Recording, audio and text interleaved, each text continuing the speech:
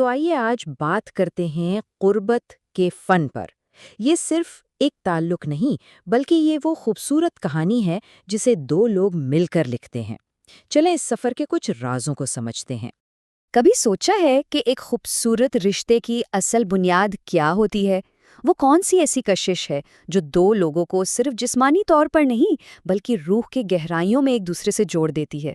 آئیے اسی سوال کا جواب ڈھونڈتے ہیں۔ دیکھیں، سب سے پہلی اور سب سے اہم بات، حقیقی قربت کا آغاز لمس سے نہیں بلکہ احساس سے ہوتا ہے۔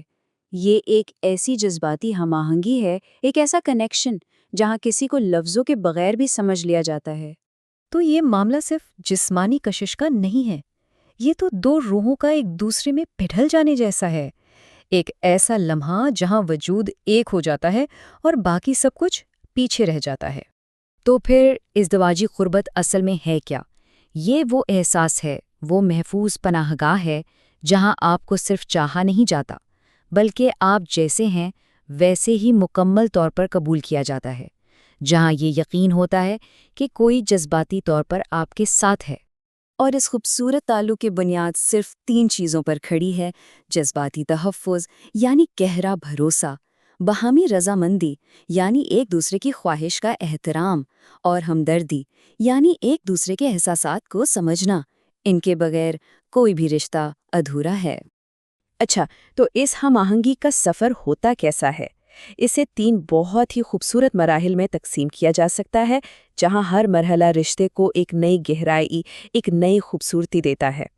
اور وہ 3 مراحل یہ ہیں: تمہید یعنی آغاز کی خوبصورتی، ملاپ یعنی روحوں کا سنگم، اور بعد کی محبت یعنی اس تعلق کی مٹھاس جو بعد میں بھی محسوس ہوتی ہے۔ آئیے ہر ایک کو تھوڑا قریب سے دیکھتے ہیں۔ پہلا مرحلہ یعنی تمہید، یہ جلد بازی کا نہیں بلکہ ایک آرٹ ہے۔ یہ وہ وقت ہے جب صبر، پیار اور محبت بھری باتوں سے اس تعلق کی آگ کو دھیرے دھیرے بھڑکایا جاتا ہے تاکہ اس کا احساس اور بھی شدید اور گہرا ہو۔ اور پھر آتا ہے ملاپ کا لمحہ۔ یہ کوئی یک طرفہ سفر نہیں بلکہ ایک ایسا رقص ہے جس میں دونوں ساتھی ایک دوسرے کی خوشی کا خیال رکھتے ہیں۔ یہاں جیت کسی ایک کی نہیں بلکہ اس اشتراک کی ہوتی ہے۔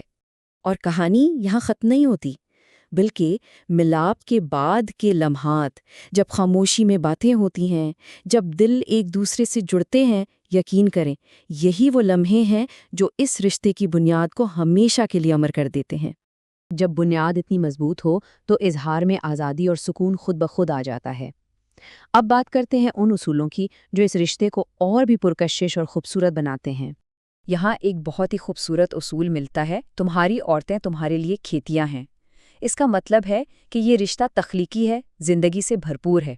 جیسے ایک کسان اپنی کھیتی کو محبت سے سینچتا ہے، ویسے ہی اس رشتے کو بھی محبت، آزادی اور تخلیقی صلاحیت سے پروان چڑھانا چاہیے۔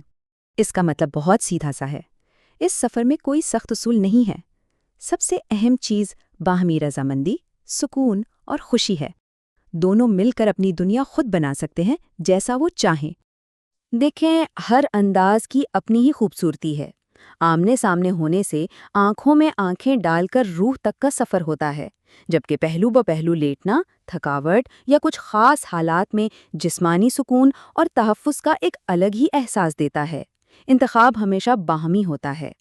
تو پھر سنہرے اصول کیا ہے؟ بہت سادہ: کوئی بھی طریقہ یا انداز باہمی سکون سے بڑھ کر نہیں ہو سکتا۔ اگر دونوں پارٹنرز آرام دہ اور خوش نہیں ہیں تو وہ طریقہ صحیح نہیں ہے، بس اتنی سی بات ہے۔ اور آخر میں آئیے اس فن کے سب سے نازک پہلو کی بات کرتے ہیں: خیال رکھنا۔ یہاں صفائی صرف ایک ذمہ داری نہیں بلکہ اپنے ساتھی اور اس پاکیزہ رشتے کے احترام کا ایک خوبصورت اظہار ہے۔ یہ چھوٹے چھوٹے کام دراصل محبت کا ہی ایک تسلسل ہیں۔ یہ ظاہر کرتے ہیں کہ کوئی نہ صرف اپنے ساتھی کا بلکہ اس خاص رشتے کے تقدس کا بھی کتنا خیال رکھتا ہے۔ یہ محبت کی ایک خاموش زبان ہے۔ تو آخر میں یہ سوال خود سے پوچھنے کا ہے: کیا ہم محبت کو صرف ایک احساس سمجھ رہے ہیں یا ایک فن کی طرح اس کی مشق بھی کر رہے ہیں؟ کیونکہ جب نیت، محبت اور فن ملتے ہیں تبھی ایک عام سا رشتہ ایک شاہکار بنتا ہے۔